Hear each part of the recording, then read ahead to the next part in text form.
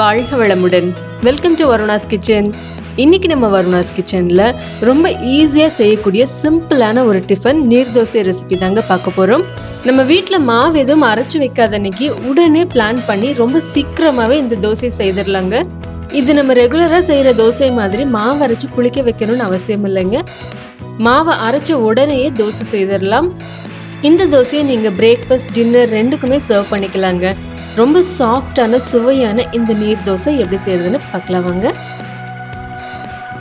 நான் இன்னைக்கு நீர் தோசை செய்யறதுக்காக 2 கப் அளவுக்கு பச்சரிசியை கழுவி சுத்தம் செய்து 1 மணி நேரம் ஊற வச்சு எடுத்து வச்சிருக்கேங்க.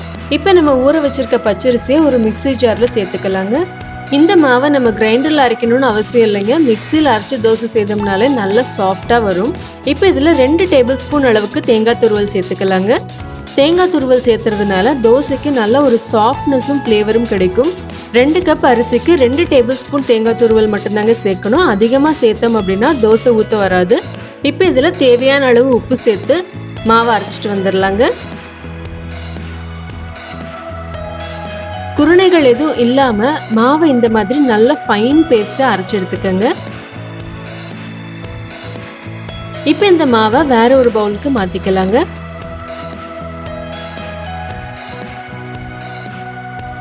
இப்போ இந்த மாவில் தேவையான அளவு தண்ணி சேர்த்து மாவு நல்ல தண்ணியாக இருக்க மாதிரி கரைச்சிக்கோங்க.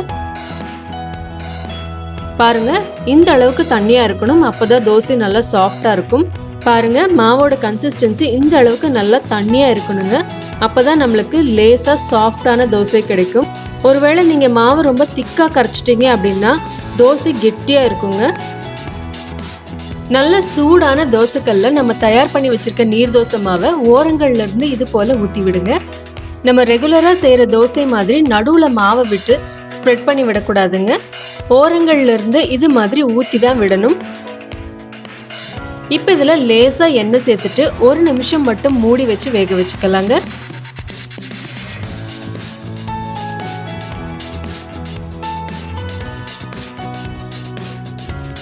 இப்போ 1 நிமிஷம் ஆயிடுச்சுங்க. நம்மளுடைய தோசை நல்லா வெந்து வந்துடுச்சு. இப்போ இதை நம்ம வெளியில் எடுத்துடலாம். இப்போ நம்ம அடுத்த தோசையை ஊற்றுறதுக்கு முன்னாடி கல்லை நல்லா சுத்தம் செய்துக்கணுங்க. அதே போல் தோசைக்கல் நல்லா சூடாகிற வரைக்கும் வெயிட் பண்ணிவிட்டு அப்புறமா அடுத்த தோசை ஊற்றுங்க.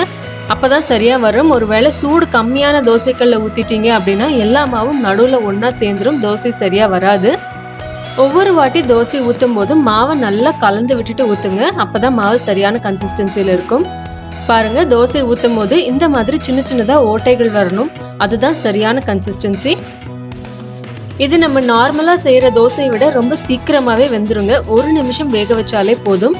அதே போல் நம்ம திருப்பி போடணும்னு அவசியம் இல்லைங்க. ஒரு சைடு மாத்திரம் வேக வச்சு எடுத்தோம்னாலே போதும்.